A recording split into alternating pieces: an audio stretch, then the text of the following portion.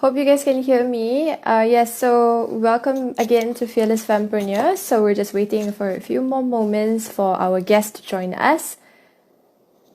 And let's just wait a while more for our guest to join us. Yeah. So if you are here today, we're gonna have a conversation with Winnie, and Winnie is the founder of Gold and Behold Co. And this business has been around since the year 2017. We're so excited to have her here. So come, let me just add her in.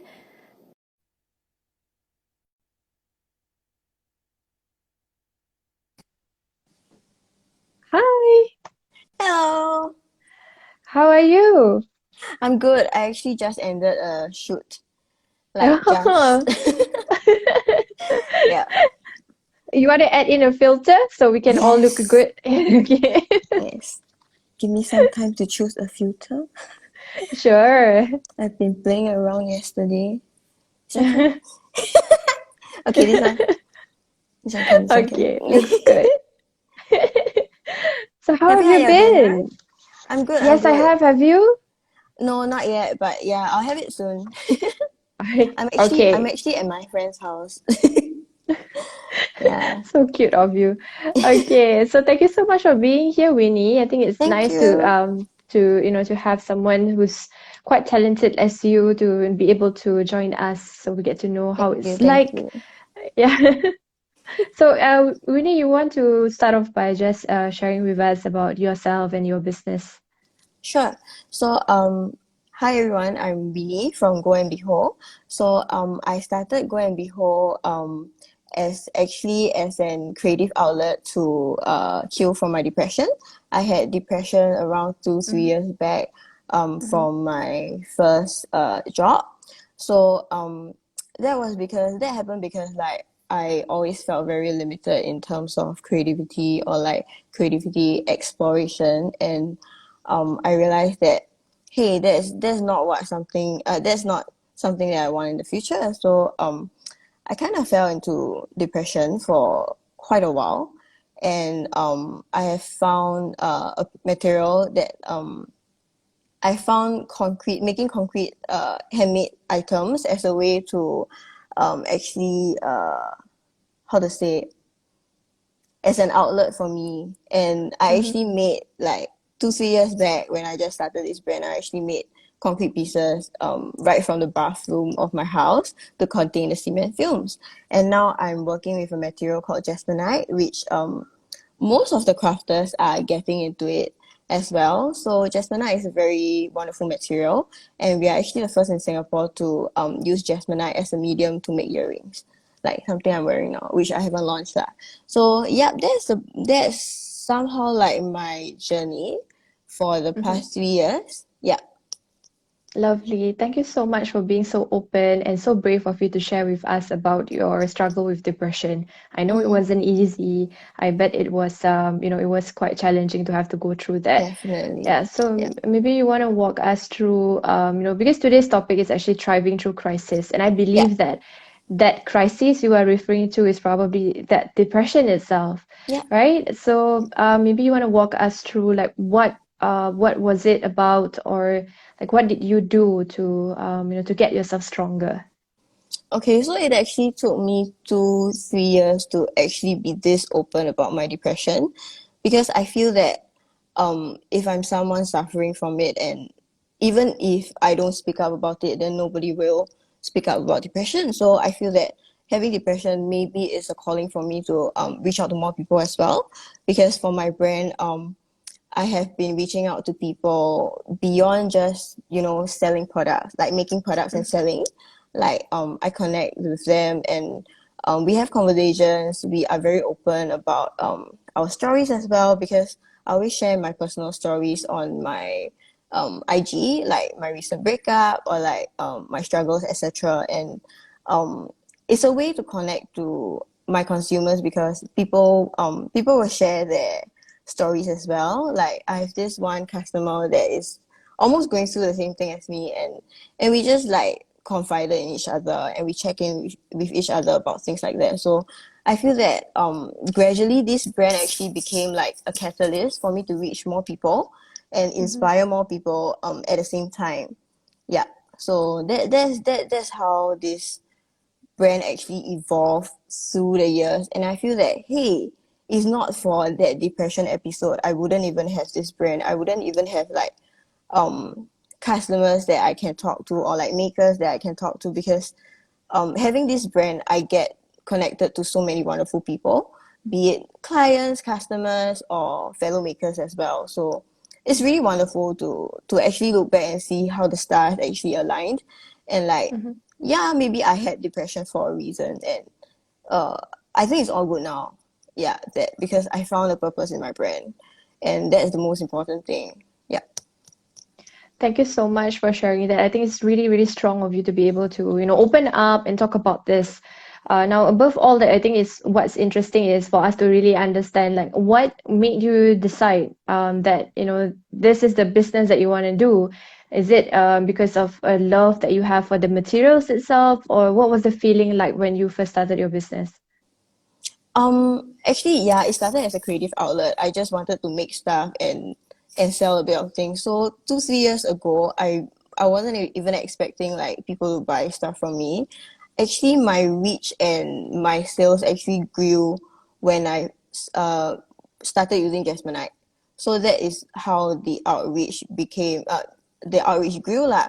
So a little bit a little background of my brand journey. I started with concrete, and then in 2019, because my dad said one thing to me, he was like, "You've been hand making stuff, and I don't think it's a viable business." So I listened to him, and then I started curating stuff. And because I always had a full time job, so if you see my past feed, right, I'm not really super active, and like I feel that curating stuff, yes, you earn the money, but you actually don't have a sense of identity for your brand or like a character. Mm-hmm.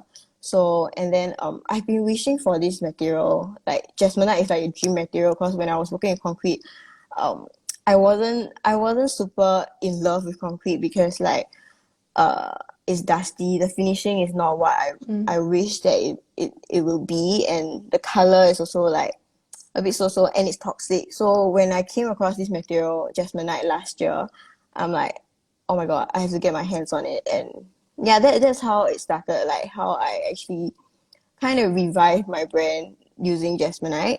And yeah, now okay, back to the story of my dad. Now he shares my brand post. Like he will share on his Facebook, because he don't have Instagram, so he will share on his Facebook. And my mom will like, "Hey, I got like your stuff on Facebook," that kind of thing. So they're really really supportive of me, even though like my house is super messy because like of all this material and all those things. But they are always very very very supportive of me. Yeah. That's nice. I think family support is super important, especially when you're starting out and you're trying to figure things out on your own. If you've got a very supportive family, friends, definitely you can be prospered and can be pushed forward in a much greater height. And so when we talk about your story, and you mentioned here that when life gives you lemons, seize it. Can you talk a little bit more about what you mean by that? Yeah. So apart from like um turning a creative outlet when I had depression to a business, there are little things that you have to go through as a business owner as well. Like one concern is space concern. Okay, that part I haven't seized the opportunity yet. Now the opportunity I'm seizing is I'm living at my parents' place, so free rental. So it's like lesser things to worry about on that. And then I wrote some notes, so let me refer. Sure. Um yeah, I found a niche in the Jasmonite market by making Jasmonite earrings. And then yeah, okay, so recently what happened was that when I was making a big order, like this big arc tray, Jasmonite dries very very fast. So it hardens very fast. So when I was making the product, it actually hardened, like in the mixing jug that I was mixing. I was so dejected. But what I did was, okay, immediately just tell my client. Of course, she was very very understanding of it. And then the next day I actually took a picture, and that's a piece of content. Like as makers, as crafters, shit happens. Seriously, like shit happens. Like sometimes you mess up, sometimes products dry quickly, sometimes your materials don't come in on time. But for me, I feel that it's always a chance for a content piece. Like Mm-hmm. it's always a chance to educate your customers, like the journey behind hand making stuff, and like that, like the way why we price our price this way is because it's beyond just the final piece. It's always the time spent, the frustration, the trial and Mm-hmm. error, the wasted product. So it's a great content piece for me. Like if you scroll back to the jug, half a jug, and then when you pour it, there's nothing because like it hardens really. So that's a great content piece. So I feel that um in everything that happened to you, always try to find a positive thing or try to spin it to a, like for example, if it's brand stuff, then maybe it's a content piece, or maybe it's a messaging that you can tell your consumers, or talk a bit more about your background story or your behind the scenes. Because like previously I get very caught up in perfecting my post, Mm-hmm. and I always post very carefully and slowly. But now, like I don't really plan my social posts. So when Mm-hmm. content pieces like these come out, like when when Jasmine Night Harden's like, hey, it's a good content piece. So yeah, it's not that how to say, it's not that structured anymore. Like because as crafters, as creatives, things happens, and then that can be a good content piece. And yeah, that's how you can actually turn things or like shit into something interesting and educational. And actually, a lot of crafters connected with me on that. Like, hey, the same thing happened to me, and things like that. So we have a little community here as well. Yeah, so that's all good. Like, okay, wasted material, but it's a good Mm-hmm. content piece, and I get connected with other makers. So yeah, that's all good.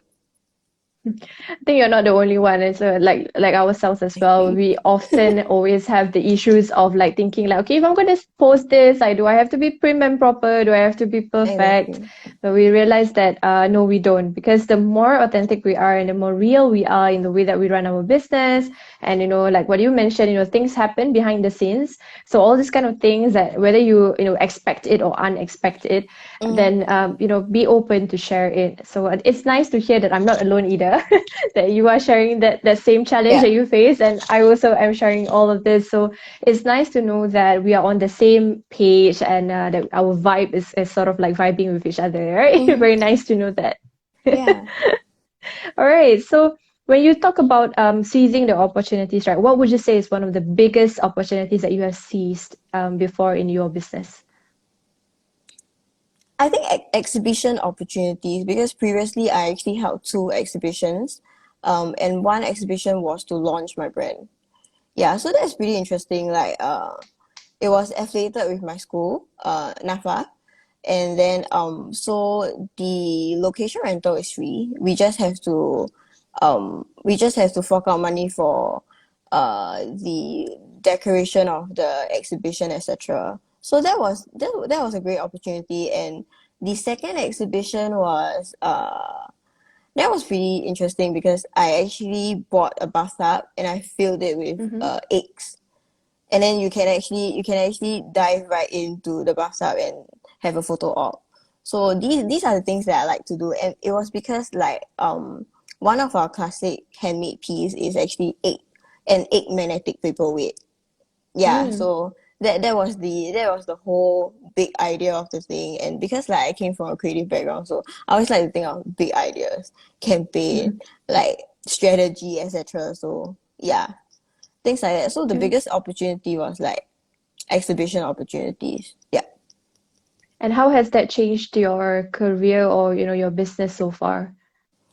I feel that when you have a location to um showcase your work, you get to interact with the people that are there, like the people who are there for photo ops, and then they'll be very interested in your products as well. And that is how my brand actually like gain outreach as well. Yeah, Mm-hmm. but that was like 2 years ago. I feel that the best outreach I got was actually deciding to use Jasmine Night to make stuff. Which is Like I quite don't know recent. why and how. Yes, I don't know how it why and why it works, but it's kind of working. And it's hi Ethel, I'm wearing your eyelashes. She said hi. Yeah, so where was I? Yeah, exhibitions. Oh no, Yeah, like how confused. has it changed you, like your business in general? So yeah, Jasmonite was the thing. I think maybe it's not Jasmonite, but how I actually got back into handmaking stuff after creating stuff for a while. Yeah, Mm-hmm. and I feel that in this day and age, previously 2 3 years ago, I feel that people still are not super keen on buying like handmade items, but recent years they are really really keen and supportive. Like I have this Mm-hmm. one customer that told me I only shop local brands, and that Mm-hmm. is like so heartening. Like she was like, babe, I have to tell you something. I've been shopping only local brands for like 8 years, and I've been supporting local brands. I'm like, oh my god, thank you. Like Mm-hmm. legit, when people buy from local makers, like when people buy from me, especially like I do a happy dance, man. Like it's just wow, got people buy that that kind. It's Mm-hmm. just me, and then I'll tell my mom, ma, got people buy that kind of thing. So yeah, every order to me is still very very very important, and like it just gives me that joy that I don't get when I work under someone else and things like that. So this is really you put in your own hard work, your own effort, your sleepless night, like your nails become super chachai. And then but people appreciate your work, and that's really amazing. That's nice. Yeah. That's definitely nice. Okay, so for those of you who are here tuning in, if you've got any questions for Winnie in regards to the topic of thriving through crisis, feel free to drop them inside, the comments, or you can see the question mark button that appears to the right of the comment. You can tap that and drop your questions there, so I know where to find them. Okay, if I need to. Yes, and in the meantime, like let's have a chat about the whole concept of handmade products. Okay, because when I started my business, I also started as handmade stationery, so I pretty much Oh. understand the struggles that you go through to create handmade products, and I also understand the community at large. But from your opinion, like how do you see that since 2017 all the way to today, like are people starting to become more receptive, or are they becoming more appreciative of handmade products and local makers? What would you say about that? I feel that in recent years it really improved a lot, and it really helps that you always have local markets as well to feature like crafters and all those things. So the local market in recent years improved a lot. Like how to say, people start to appreciate it more. Like even when I sell DIY kits, people will actually want to try. And I feel that Mm-hmm. okay, because someone actually told me, hey, if you sell DIY kits, what if they make by themselves and they don't buy from you? But Mm-hmm. yeah, that's one concern. So I wonder if you guys, when you buy DIY kits from me, will you still buy from me? Just a question. Like I wanted to ask that on my IG stories, but I feel Mm-hmm. that there are many ways to think about this topic, or this not say issue lah, is the topic. So I feel that when people get in touch, or like they explore this material or like hand making stuff, they might start to realize that hey, making one piece might be easy, but making multiple pieces or like preparing for launch is not gonna be easy. Or like Mm-hmm. they will truly understand like the sanding process and things like that. That's why I created this anti sanding tea, because a lot of makers have the same sentiments with me, that we just dread sanding products a lot, because it's the most time consuming thing ever. Like but it's it's a way that is something that you need to do to finish your product. So yeah, sanding is one part. Like the pouring of jasmonite is pretty fun, so I feel that selling the DIY kits actually helps people to understand the hand making process, and hopefully they will actually appreciate more in general, and like appreciate makers lah, not just me, like Mm-hmm. clay makers, wood makers, accessory makers, furniture makers, etc. Like people who Mm-hmm. handcraft stuff for a living. like I hope that they will start to actually see and understand and appreciate that more.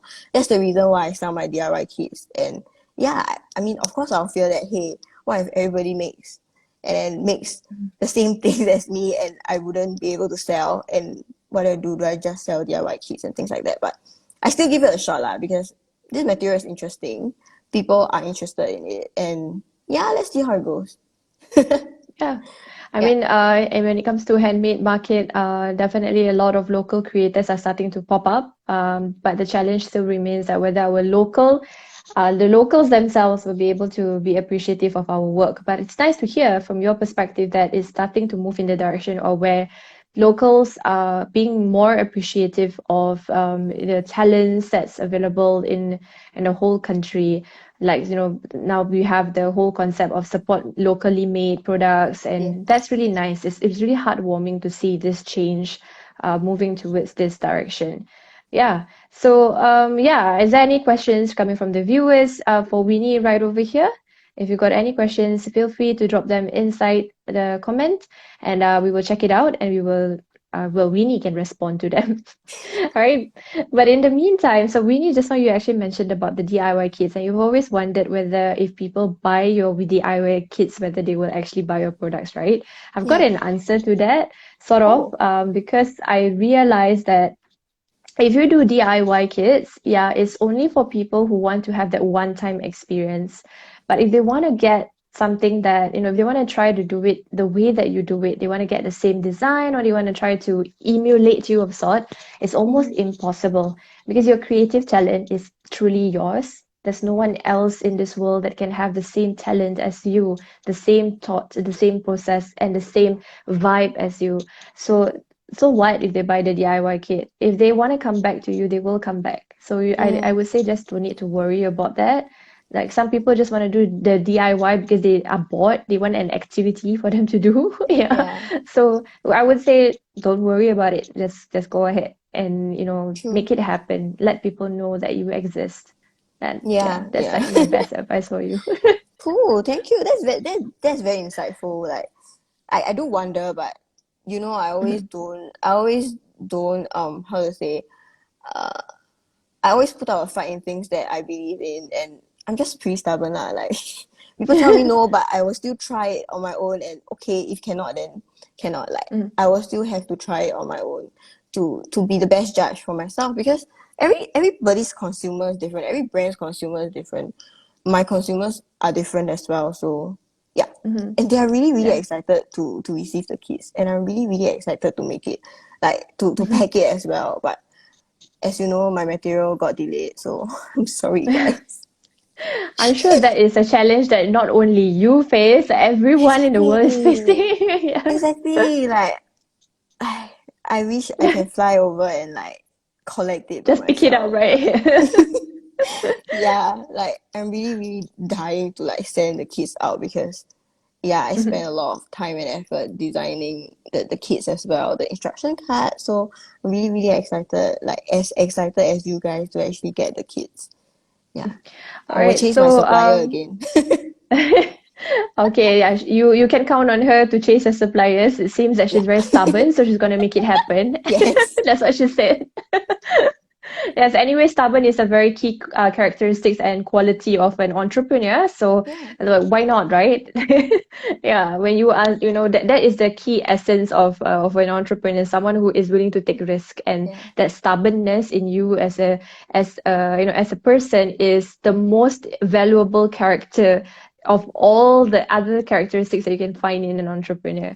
So with that, I think there's no questions coming in. So let's just wrap it up. Do you have any last words of wisdom for any of the aspiring women entrepreneurs or aspiring creators out there? Yeah, coming from you. Mm, I feel that, okay, I will quote one of my favorite, no, actually my favoriteest girl boss. Her name is Sarah Blakely. So she's the founder of Spanx.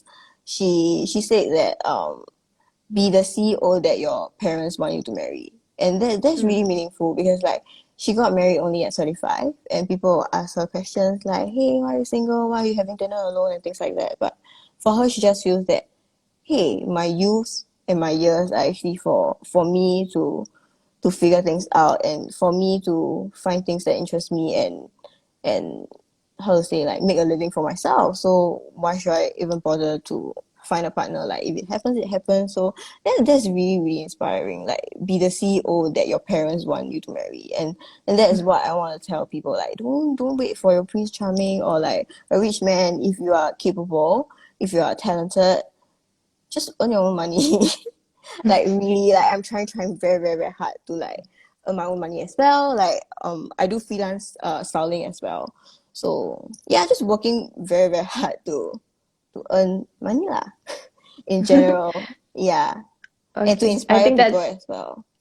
That's definitely a good point, that you need to be able to love yourself, value yourself, and find what you want to do in your life, because every single individual is different. So Mm-hmm. sometimes when you get married, you get tied down to the person, and you lose sight of who you really are.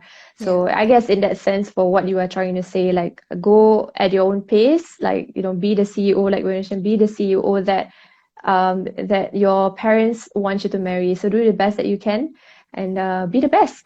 Yeah. So yep. that's really amazing. So how can our listeners and viewers get in touch with you? You can just DM me.